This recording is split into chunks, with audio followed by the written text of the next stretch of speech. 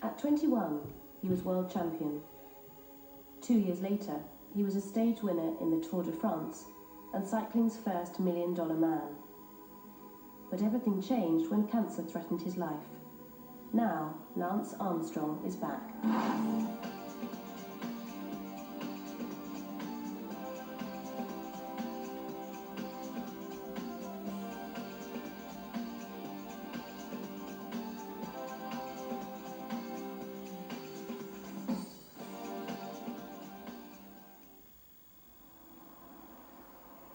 It's early on a Sunday morning on the French Riviera. In the suburbs of Nice, the US Postal Cycling Team is getting ready for the final day of the Paris-Nice stage race. As the team's mechanics prepare his bike for the long day ahead, professional cycling's most magnetic figure, Lance Armstrong, joins his teammates for breakfast.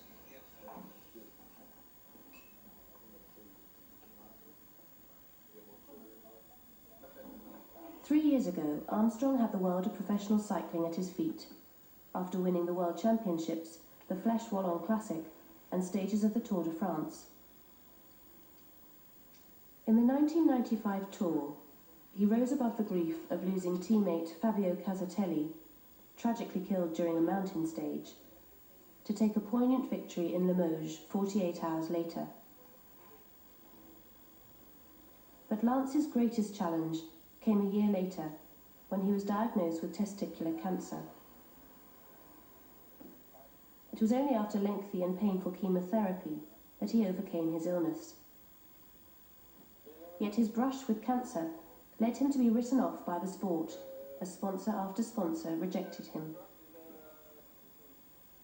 Lance finally returned to the European scene in 1998 with the US Postal Team.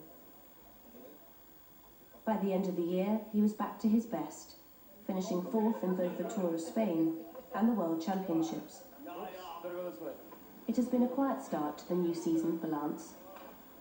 A series of setbacks have left him below his best form. For the final stage of Paris-Nice, he will ride for the team rather than for his own interests. We'll see what's the situation, and I will talk with Tyler, George and Lance. How is the situation, and if you have to make sure that you're in a good group, especially with Stales. I think there will be attacks on the hill, so I would like to have Marty be attentive. I think you can go, for sure you're able to go in that breaks, and at least that makes us, that has a comfortable situation for afterwards.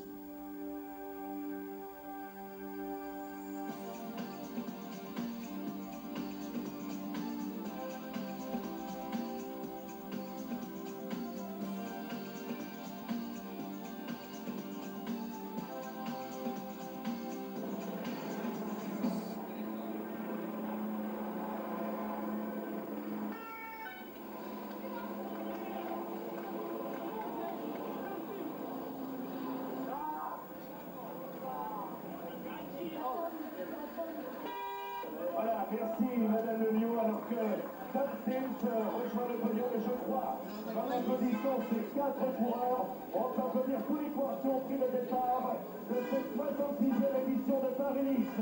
Merci de les saluer, Tom Stint, le vainqueur de l'étape.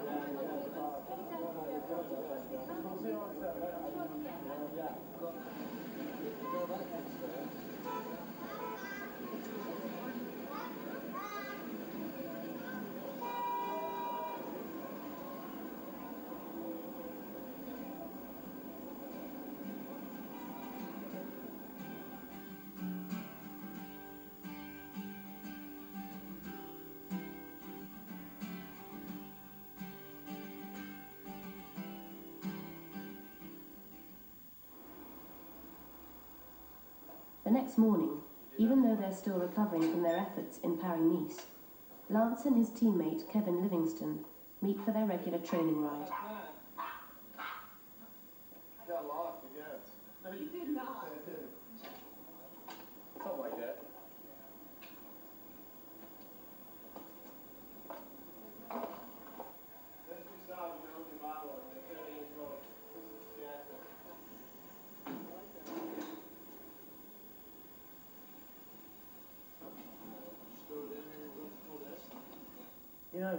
we always talked about moving to Nice because Sean Yates lived here for most of his career. And there's the obvious reasons. The weather is probably the best in Europe. The airport is close. Training itself is really nice. And the fact that we're all here, there's 4 or 5 Americans, or have a little community here. See, it's worked out well. Oh, I understand. Sure. Give you some money? No, I got the money. Voila. Let's see. I miss a lot about the States, but it's difficult when you're a stranger and you don't speak the language perfectly. So it's different and you have to adjust, but that's cool because it's a nice learning process.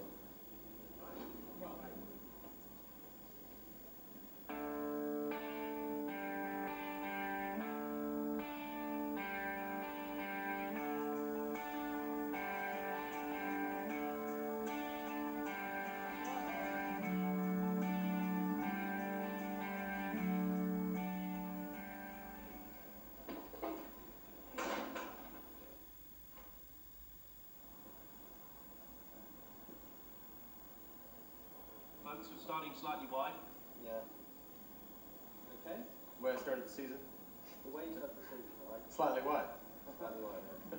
Well, I definitely had my share of bad luck. Even before I came over, I had a stomach problem that kind of kept me out of training. I had a busy winter that kept me out of as much training as I would like to have had.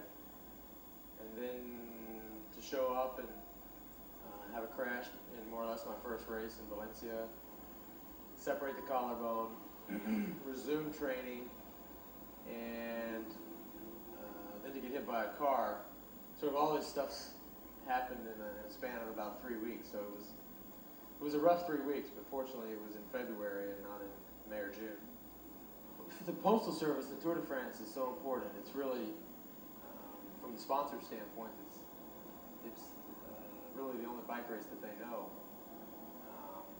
And for Americans and the American public, and the American sports media, it is the only bike race that they know. So it's obvious that should be the most important race of the year for us, and it is. So we'll see. I'm a little anxious and a little nervous, but why not? I've done 5 or 6 years of focusing on the spring, and maybe it's time to try and focus on a good Tour de France. It's no secret that I've never had a great tour. I've won a couple stages in the past, but I've never felt great like I have in the past at other races in the springtime, in certain years, or last year's Vuelta, where I felt super and I recovered well and I was climbing well. I've never felt like that at the Tour de France. Look at this guy. He thinks his story's about him.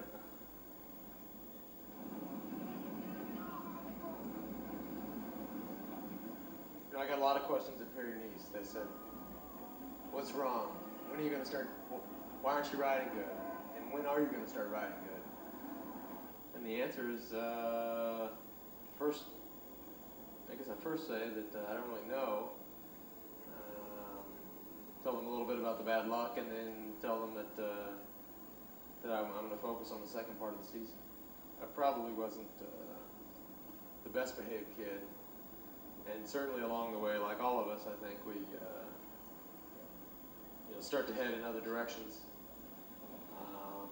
which I did. And fortunately, I found sport that I think really helped kind of steer my life and put me on the right track to stay out of trouble and to stay focused on something. I wasn't a great student because once I fell in love with sport, I was so focused on sport. I actually turned professional at the age of 15. So really from then on, from 15, 16 years on, I was making a living for myself. I still lived with my mother, and still lived in her house. But the little things, like a car, or a haircut, or a meal out, or something that a normal 16-year-old would have to go to their mom if they didn't have a job and they would have to ask for money, I was able to afford myself. So it was good for her and good for me. She was very supportive. obviously, growing up, she was really the only parent I had. I can't pinpoint one thing, but I know that I like the job more now than I did 3 or 4 years ago. And the group that we have this year is the best group I've ever been around. And that to me is fun. The training camp was 2 weeks with all the same guys out doing the same thing you do every day, day in, day out, day in, day out. It was fun. When you go to the races, you fall into this rhythm that nothing really changes. But if you have a good group of guys, then it's always fun. But I really found that I liked that in cycling. I liked not just the team aspect of it in the race, where you have 8 other guys with you or 7 other guys, and you're trying to figure out how to win that day. But I liked the team aspect off of the bike, with the mechanics and the soigneurs and the directors, and sort of the caravan that we travel in. I like that part of it.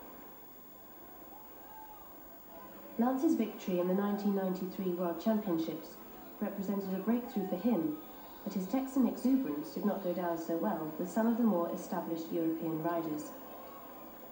Both sides had an attitude problem, but I started it, which wasn't the right thing to do, and wasn't the right way to go about it. But I was young, and I had no experience and no knowledge of cycling tradition, which I think is unlike anybody, or unlike most neo-professionals. I didn't know the races, I didn't know the riders, I didn't know the history of cycling. And I've tried to learn that over the years and respect that more and more, and have cycling be a bigger part of my life than my life be a bigger part of cycling. But anyways, if I had to do it all over, of course I would do it a lot different. Early on I got into a disagreement with Argentine, which was a big mistake, because he was kind of the boss of the Italians, which again, not to repeat, it was a mistake. But fortunately now we're friends, and we put it behind us. I enjoy riding a bike. It's something that, for exercise or fitness or being with friends or sitting in the countryside or whatever it is, I enjoy it. The tactical side, I've had to learn, because when I started I knew nothing and had no experience, and didn't really think that they were that involved, but they are. And then the historical side of it I've tried to learn as well.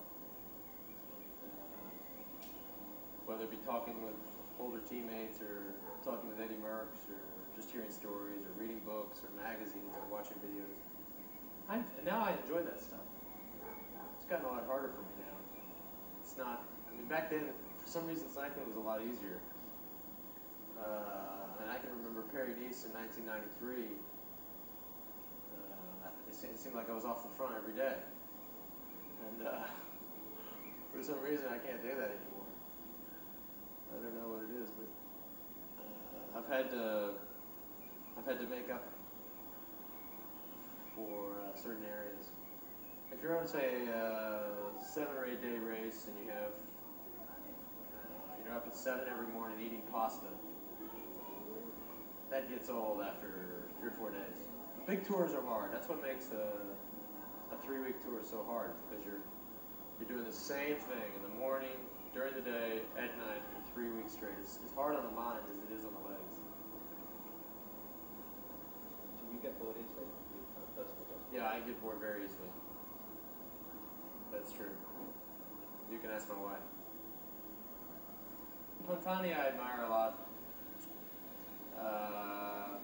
But I'd have to say, and this is going to surprise you, or surprise people, but probably Jalbert I admire the most, because he's the most consistent, and when he's riding well,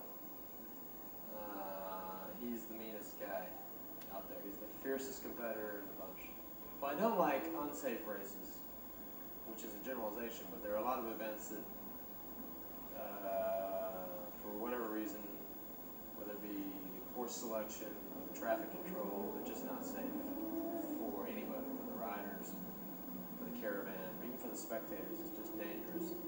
I think that shows a tremendous disrespect. I'm not fascinated by the Tour de France at all. Not that it's not a big event or that it's not a big priority. It's just I didn't grow up aspiring to be a Tour de France champion or to be a contender for the Tour de France. I don't know. I never felt that. When his teammate Fabio Casatelli was killed in the 1995 Tour de France, it was left to Armstrong to make an emotional expression of the Motorola team's collective grief. I think if I won the Tour de France, which is, of course, is a tremendous long shot, just using that as an example, I don't think it would mean as much to me as that day did to me in 1995. Well, when Fabio, when he died, we not only in the team, it was unfortunate that it happened to him and that it happened to us, and that it happened to the group, because nobody would ever expect that to happen, and the chances of that are so slim. But we were devastated. We didn't know whether or not to continue, whether or not to stop. So it was just it wasn't anything that we set out and said we have to win or we have to do something special for him. It just happened, and at that moment it was just the strongest feeling I've ever had, I think, in my life. I know for a fact it's the strongest feeling I've had in my life. It'll never be matched. In the autumn of 1996, after dropping out of that year's Tour de France, Lance was diagnosed with testicular cancer. I was shocked, and I was sad. I was really sad, scared. I went through the whole realm of emotions. For some reason, my first reaction was that I was going to lose my career. But that concern only lasted about 5 minutes, and then I was concerned that I was going to lose my life. And then after that, once I was worried about that, then I didn't even think about the career. If I lost that, I lost all that I'd worked for. I really didn't care. I didn't care if I lost every dime I'd ever earned, or if I lost my house or cars or whatever. I didn't care. I really wasn't angry. I wasn't mad or bitter or pissed off. I was just unlucky. Chemotherapy was, like anybody that has never had it, it's impossible to understand what it's really like, what it looks like, what it feels like, how long it takes. And I had no idea. I learned a lot during that time, and I've been able to kind of come out this side and help other people and teach other people, and explain that it's not a death sentence. People think cancer is a death sentence, and they think chemotherapy is even worse. So fortunately, I can kind of tell my story now. Cancer changes you. It changes everybody around you, really. I still live with the fear, maybe not as much as I did before, but I haven't declared victory yet. After Lance recovered from cancer, he soon found that many of cycling's top sponsors had turned their back on him. I guess I would be lying if I said I wasn't still bitter, or if I didn't still remember it. I remember what they did, and I remember what the sport did, and I remember when last year, after I'd proven that I'm back, I'd proven that I could win races, I remember when I went to certain teams, and they said, no, we don't want you because if you get sick again, it's bad publicity. I remember that. I remember when I go to a sport director and he says, how much money do you want? And I tell him, and he looks at me in the face and says, well, that's the money of a big rider. I remember that, of course. And I just keep a list, a mental list. And if I ever get the opportunity, which I may or may not, I'm going to pull out that list.